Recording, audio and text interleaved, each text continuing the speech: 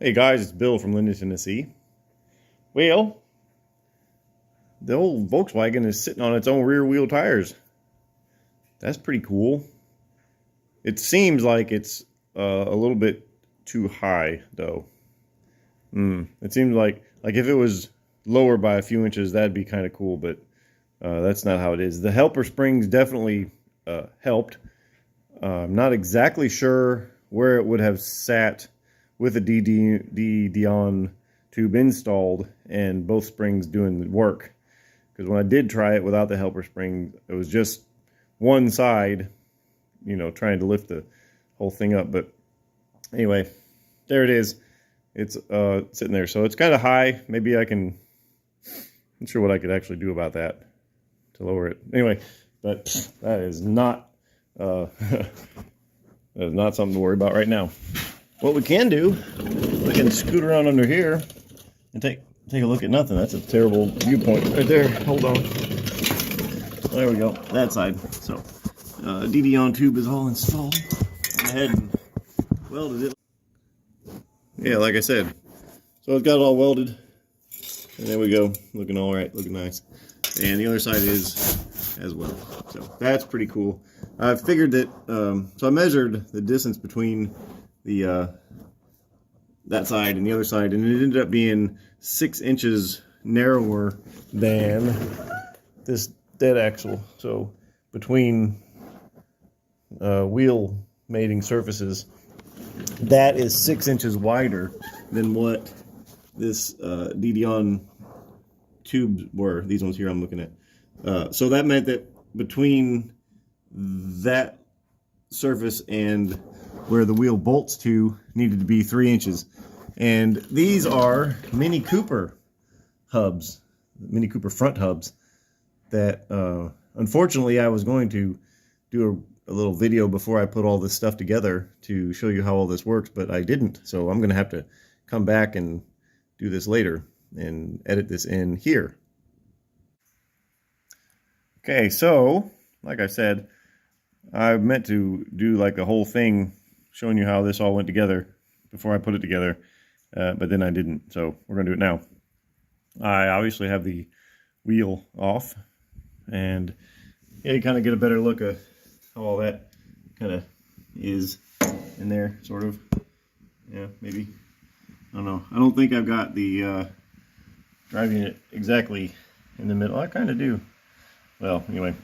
So, this is just heavily tacked together, and yes, I was letting the full weight rest on those tacks, so I hope they're good. But anywho, this is a Mini Cooper front hub, but it has a 4-bolt hole pattern. That's something I was kind of looking for. And yeah, just sort of got it on there. And but the reason that we did this, if you will recall, I used to have these, not those. These used to be bolted on there. These are the original Tesla hubs, and then I went to quite a bit of effort to make these hubs. These were the Volkswagen hubs that I turned down and then made this little ring that goes around there, and then drilled the holes for the studs, and went to a whole bunch of trouble to make that. But that's not going to work, and I'm going to tell you why. We're going to talk about brakes. I have lined up down here the Volkswagen brakes. The brake that I thought that I was going to use in the back, and then just for a sense of scale, that is the Tesla rear brake. Just massive thing, huge, ginormous thing. And here's what the problem was going to be. Let me see if I can try and put my words to good use. That's not one of my best skills. So this front is where the issue was, because that would go roughly right there. Hold on. Now we need to talk about calipers. So this is the Volkswagen caliper.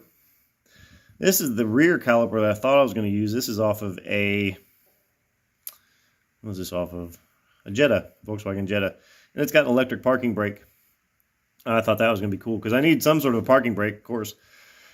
And an electric one would just be kind of handy. That's what I had in the Jeep. I had a linear actuator, would actually pull on the parking brake cables. But an electric one would be cool. And then just for comparison, this is the Tesla caliper. The size of this dang thing is a monster. Anyway, but here's, well, we'll get to this in a minute. Yeah, we'll get to that in a minute. I thought that I might be able to use that caliper on the back with those discs, and it would work, except that by the time you get this thing on the disc, there's not enough room inside the wheel. If I can set this up right, so you can kind of see how high that is compared to how tall the Volkswagen ones are. And the Volkswagen ones are just a lot slimmer because they got to fit in that little wheel. But ignoring that, so that's why I can't use these brakes even with the Volkswagen discs on the back. I've got another set of brakes that I'm hoping are going to work.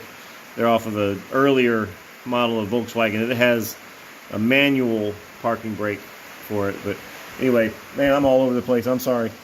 And it just started raining, so all right. So here's the real problem. Here's the real problem. Why we went back to 4 lugs from 5. So I don't have a simple way of holding this on here, other than maybe my knee. Maybe my knee will work. All right. So I'm gonna hold that on there with my knee. There isn't anywhere to put any caliper. None of them. I can't reuse the Volkswagen one because since this disc is taller, the mounts, obviously for the original Volkswagen calipers, they're not going to fit. But it's not a lot taller. It's like a little bit taller, so they won't fit. And I'd also, well, I've already boxed them back up and put them. Hold on. Okay, so here's the other set of calipers. I knew there was another set. But this is another set of calipers. This is BMW. These are BMW calipers. I was going to use these for the front because, and remember I had those cross-drilled rotors. I'm not going to dig those back out, but it's the same problem, really. Is that those other rotors were just too big. Not that they're too big, but once you put this caliper on it, it was so big. It was just an awkward size that that wouldn't, I'd have to make an adapter pretty much like this. It was pretty much like that. So it's not big. Like if it was out here, it'd be easy to make a mounting bracket for it. But since it was like really, really close, it was just too close to do anything with. That was the problem. I don't know if this is making any sense to you or not, but that's what we were dealing with. And now that I'm looking at this, I'm wondering if I could have just put this on the on there and all the. It doesn't matter. I'm not going to do it. We're going back to 4 lugs because that way I can just put the original Volkswagen wheels on there and make this a total sleeper. So if anybody walked up to this thing, you would have no way of knowing that anything was different. Like, if I had 15, 16, 17-inch rims on it, you'd walk and be like, oh, that's kind of interesting. But I really like the whole sleeper thing, and this is going to be kind of an ultimate sleeper. But, yeah, let's see. So, okay, that's really all I had to show you for this stuff. All right. Yeah, so Mini Cooper hubs, just like that. There they are. I have lost 4 lug bolts. I don't know where they went, but anyway. So this is all in there. The drive unit is, I don't really know what sort of angles those drive shafts need to be at, but at the moment, that drive unit's about 3 inches low. It's too low. So that needs to definitely be 3 inches higher, but I'd like it to be even taller than that because it's only about 3 inches off the ground as it is, and if it's another 3 inches, that's about 6 inches. So it's not a whole hell of a lot of ground clearance, but I guess the Teslas really don't have that much ground clearance. So, especially not with tires this small. I mean, these are just little 13-inch, little 13-inch tires are only like 22 inches tall. So, a Tesla tire is going to be like 25 or 26 inches tall. So, yeah, it is going to be kind of low to the ground, but I don't know. We'll see about that. Something that's kind of interesting.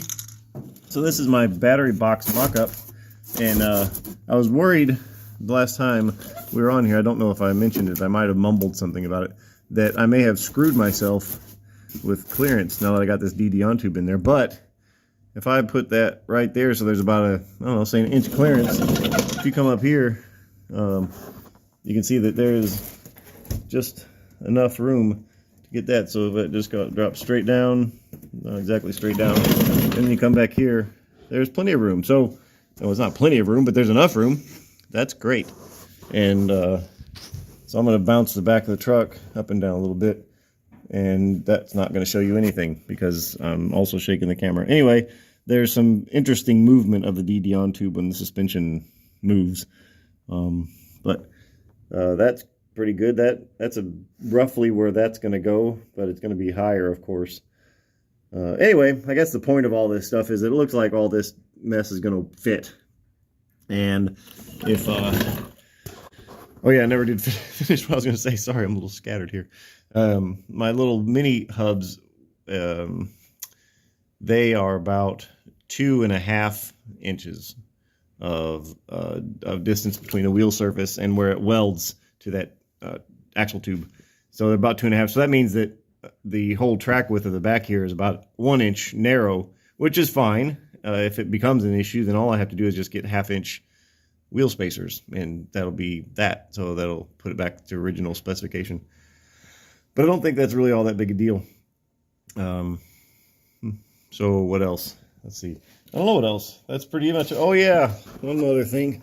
I started putting all this back together. In fact, I did put this back together. My goal, my intention today was to get this thing sitting on its own tires. And I started that on this side and got all this together, and it all came together nicely. And then I went over to the other side where I was going to do it, and then it occurred to me that I haven't done all my scraping to get all this crap off of here. And yeah, I still got to do this wheel well and then all underneath on this side all the way to the back. And then I walked over here and started looking at this again, and noticed that there's still some places that, like, you know, it'd be nice to kind of get a little bit better. And then I got my little wire wheel on my angle grinder and started going at that. I'm like, ooh, that's pretty nice. And then I started thinking, well, what in the hell am I going to do? What am I going to do with this thing? I would like to do a full frame off restoration. Like, well, there's no frame. Take everything out of this, take everything out of it. Take all this little trim, like that little piece of trim, take all that off, take all the door skins off, everything, the interior, the carpet, all the wiring, all this stuff, take all this off, and then sandblast the entire truck, and then paint it, you know, all like brand new. But then I'm thinking, is that really necessary? Is that really necessary at all? Because like all this crap, all this stuff, like this is doing a really good job of protecting the metal on the places that it didn't flake off. So why not just leave it? And I'm like, well, if I'm going to do that, then why not just scrape all this off and, you know, wire wheel it off and stuff down really good as best as I can, and then just come after it with some of that that rust reverser stuff.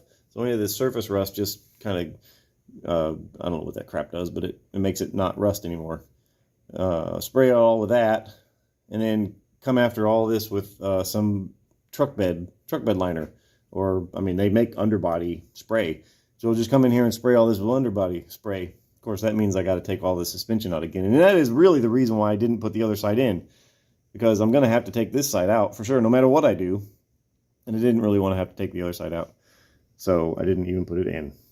But I think that's what I'm leaning on now. I think that's what I'm going to do. I'm just going to scrape all this stuff off nice, get it down to, you know, mostly bare metal. Same with the underside of the truck. And then get some of that rust reverser stuff and then spray it with either underbody paint or truck bed liner on the bottom. And then that'll be all that. And then the outside I do want to strip down because I do need to still fix all these little rust holes, these little spots. Inside here, I don't know. This is kind of a mess. But all these air conditioning hoses, need to get them out of there. All this mess over here, which if you look at a modern car, this isn't really all that much of a mess of wiring, but I still have to do something with it. But get all this stuff out of there. And somehow I'd like to just clean the inside of all this. So perhaps later I can wheel this thing outside, get my little pressure washer, and just kind of pressure wash all of this in here just to get all the dirt and the muck and loose paint maybe, and you know, stuff. So I don't know. That's what I'm going to lose sleep on for the next couple months, is trying to figure out what exactly I'm going to do. But if you got any suggestions, I'd love to hear it. So anyway, that's what I've been up to this weekend. Not going to get anything. This is Saturday. Tomorrow is my wife and I were going to go to her people's place in Alabama to have some Christmas dinner, unless I can come up with a way to get out of doing it and make it her idea. But I probably can't do that. So last weekend was our wedding anniversary, our 12-year wedding anniversary. So that's pretty cool. That's why I had to kind of cut this short, because I was attempting to convince her that I'm not the worst husband in the world. But anyway, I digress. All right, guys. Well, thank you for watching, and we'll see you next time.